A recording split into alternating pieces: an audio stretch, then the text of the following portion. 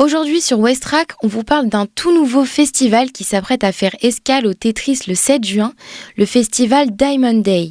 C'est une tournée folk un peu particulière qui passe par Paris, Lyon et Le Havre. J'ai le plaisir de recevoir Marin, le programmateur de l'événement, qui va nous aider à mieux comprendre l'esprit du festival et ce qui nous attend ces soirs-là. Bonjour Marin, c'est quoi le Diamond Day ? Alors, Diamond Day, c'est un nouveau concept de festival itinérant folk qui va passer à Lyon, Paris et Le Havre pour regarder un peu le côté voyageur de ces musiques où il y a pas mal de gens qui étaient un peu nomades juste par amour du songwriting.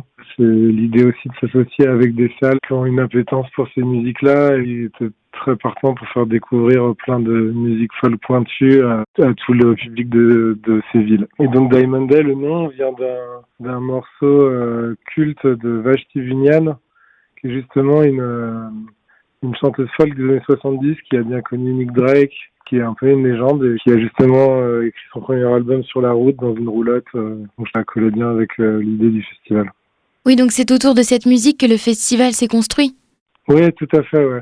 Ouais, l'idée, en fait, c'est de partager l'amour du folk, mais aussi de toutes les musiques délicates, les musiques calmes, les musiques précieuses, qui ont un lien avec le fait d'écrire des chansons, des ballades. C'est un peu un festival qui célèbre l'art de la ballade pour essayer de parler à tous ces fans de Neil Young, de Bob Dylan, de Nick Drake. Est-ce que c'est un festival uniquement folk ou c'est un peu plus large que ça ? C'est un peu plus large que ça parce que le mot folk, l'équivalence pour nous, ce serait la musique traditionnelle. Mais en soi, ce que nous, on connaît du folk, c'est plus ce qui est hérité justement de Neil Young, de John Baez, de Johnny Mitchell, de tous ces gens-là qu'on connaît. Mais là, le festival, il va aussi aller chercher un peu plus loin sur les musiques même un peu expérimentales qui ont un lien avec le folk. Même les musiques plus pop, qui sont un peu plus pop-folk. Tout ce qui tourne autour, qui fait partie de la grande galaxie de ces musiques-là, qui sont souvent liées à la guitare acoustique ou au piano. Oui, donc c'est assez varié.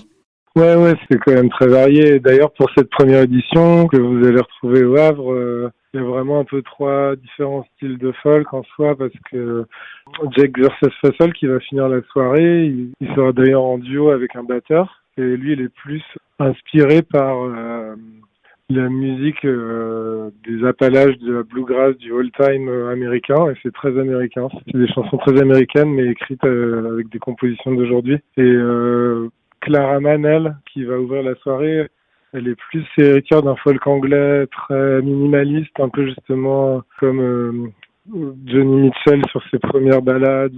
Et Naïma Bock, elle est plus inspirée du folk psychédélique.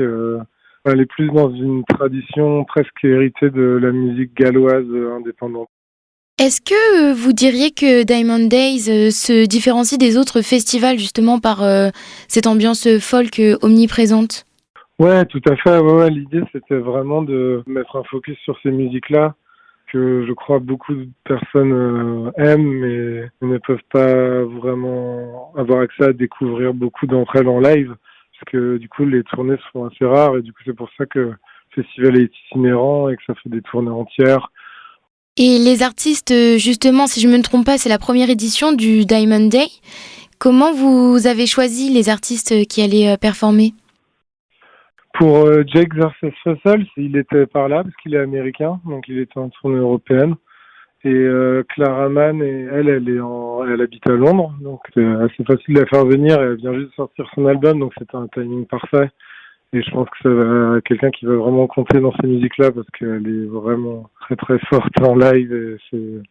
Et Naïma Bock aussi, elle est aussi à Londres. Donc Ce sont des artistes qui ne sont pas forcément connus en France.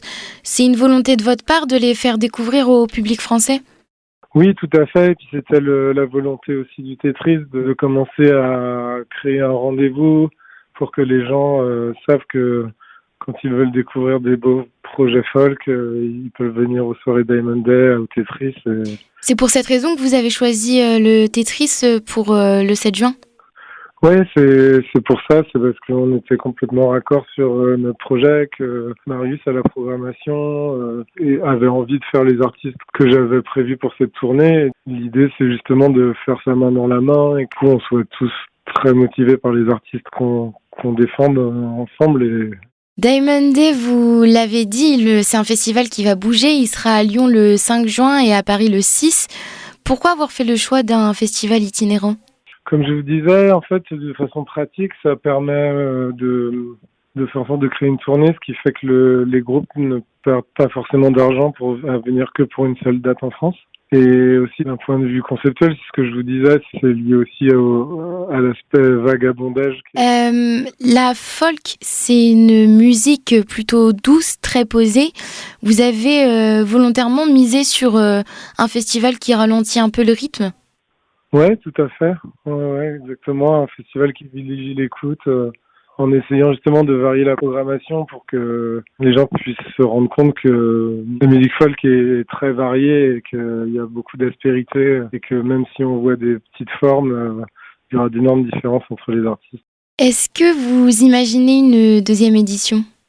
Oui, tout à fait. Ouais, d'ailleurs, le festival ne sera pas forcément à date fixe. On va un peu se caler sur les disponibilités des artistes qu'on veut faire. Donc l'idée, c'est de créer un rendez-vous pour les gens du Havre et pour les gens des autres villes.